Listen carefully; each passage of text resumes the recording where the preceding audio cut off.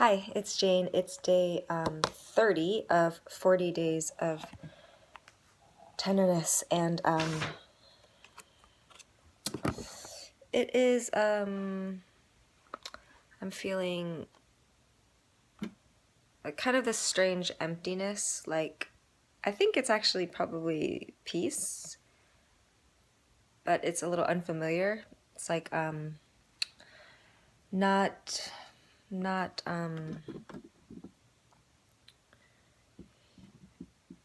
yeah, just kind of like an empty space where I don't have any questions. And that's unusual for me. I don't have any questions, and I don't yet know what's next. And I'm just kind of with it, in this trust place. So the card I picked today was Coventina. It's purification. It's time for a cleansing detoxification of your body and mind.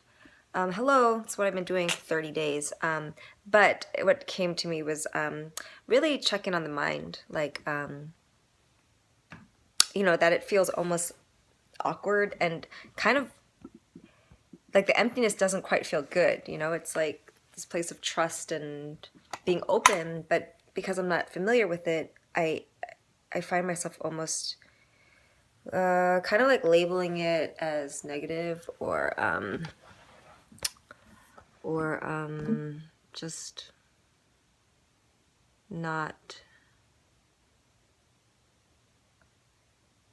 yeah, not feeling comfortable. I made a art I started an art project today that's kind of in this, like, I think I'm going to share it on purpose because it's in this ugly phase, this phase where I don't like it yet. And it started out as like supposed to be this kind of like pretty girl figure with wings.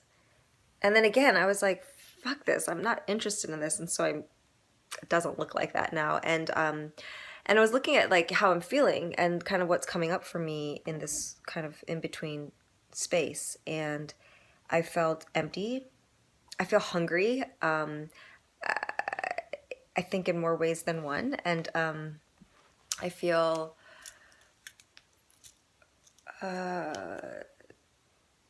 empty, hungry, kind of sad, and not confused.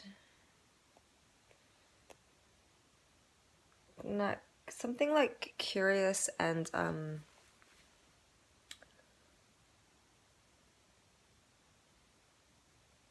yeah, this almost discomfort. So I was writing down those feelings and just kind of wanting to honor them as they are. And then some messages that came out were that this is a time of incubation, that it's a time to wait. And something about sound, which is interesting because I did a reading today, and it was about this like fear. Oh yes, this fear that is from past lives and collective pain, where women have been silenced, and the anger that comes with that. And then when we speak up anyway, the pain that's been caused, and to be in a leadership role or to kind of be saying things that don't fit society, even if the intention is to help society. People get crucified for that. And so there's a big fear about actually speaking up, even when, like for someone, like in this culture, someone like me right now, that fear is outdated. I probably won't get killed, although you never know. So the message was to just sound out the fear, like to actually make noises, like a song, except not to sound pretty. And I haven't done that yet, but maybe that is what's being asked.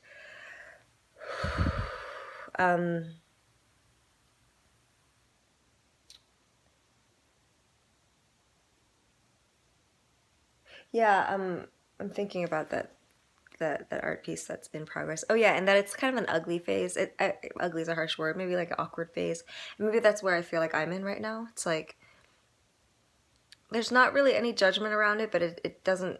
It's like I can feel that I'm not at the next stage, and it feels awkward. It feels awkward.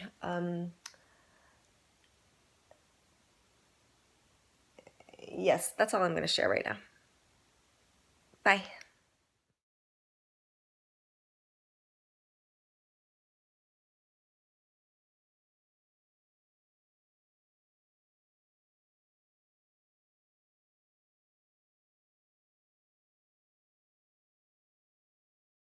I wanted to say a little more about the fear of speaking out piece, because in the art thing I'm working on, in the mouth and throat area, there's you know, a symbol of the snake eating its tail, the Ouroboros, is that what it's called? And it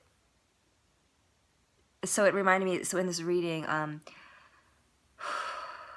this kind of anger and sadness that a lot of people carry as women, you know, kind of like this ancestral and beyond ancestral, just the humanity's collective grieving and anger about all of these years and generations of suppression, and that there's a sense of like we have to, if we lay down that burden of those emotions, then it's a betrayal. Like it's our duty, it's our responsibility to like carry this anger and sadness. And of course, it's these emotions have had their they have their place, their function. Like the anger is what allowed a lot of advancements to occur, because it's a passionate, powerful energy.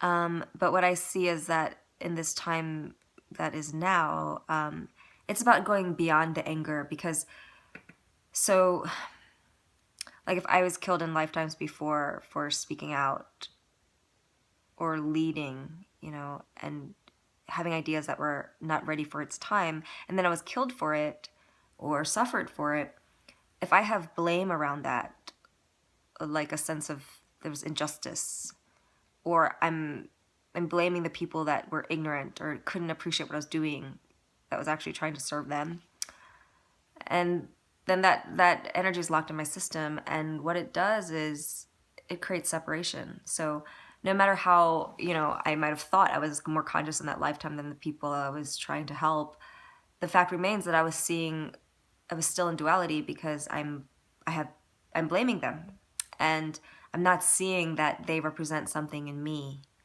And so in this lifetime, we have the opportunity to heal the separation, which is what causes the suppression in the first place, right? I mean, if, let's just keep it simple, if it's a masculine and feminine thing, or, you know, the male energy dominating females, then it's because of a split in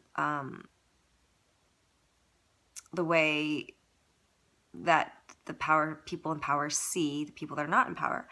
And if the ones who have suffered at the hands of those in power in turn see them as the perpetrator and feel like we have to carry this on as like some kind of loyalty, or righteousness or sense of justice, it just continues the cycle. And this is what I mean about this, how it reminded me because of the snake eating its own tail. What we have to see is that it is it's a continuous cycle, in that, you know, I maybe have the opportunity to be more conscious or whatever in this life, but if I'm judging others as ignorant, then I am succumbing to my own ignorance. And it's only in being able to see that all of the lifetimes in which I was like the one that was completely in the dark, or the one that was causing suffering, and also that all of those that have suffered before me have allowed me, you know, have in some way at a soul level paved the way purposefully for me and all of us that are here today to enjoy the freedom that we have, so we can actually turn the tide and heal from a place of love and oneness, and not continue this cycle of duality. So I love, yeah, again, it's like the paradox of appreciating that it's a cycle so that we can change the cycle. Um, yeah, it's like we need to speak about and speak and honor the fact that it has been a cycle, and that um, it's it's a circle of oneness, so that we can kind of all meet in the center.